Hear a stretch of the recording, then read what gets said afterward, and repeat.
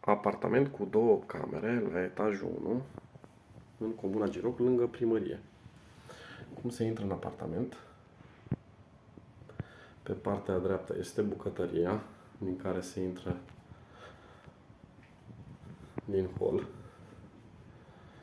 iar din bucătărie se iese pe balcon.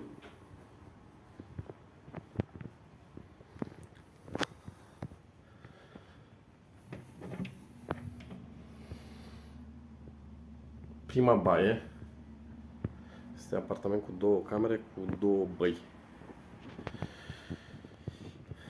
Intrăm în living.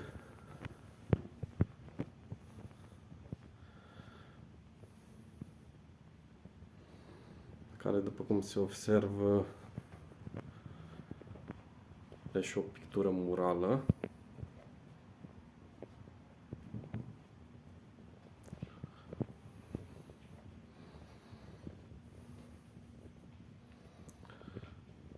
Intrăm ulterior în dormitor.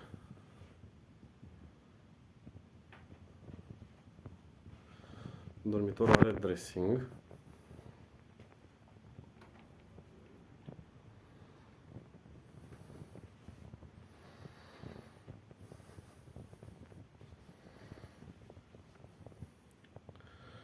Și propria baie, adică cea de-a doua baie. Cum spuneam, apartamentul acesta, chiar dacă este cu două camere, are două băi.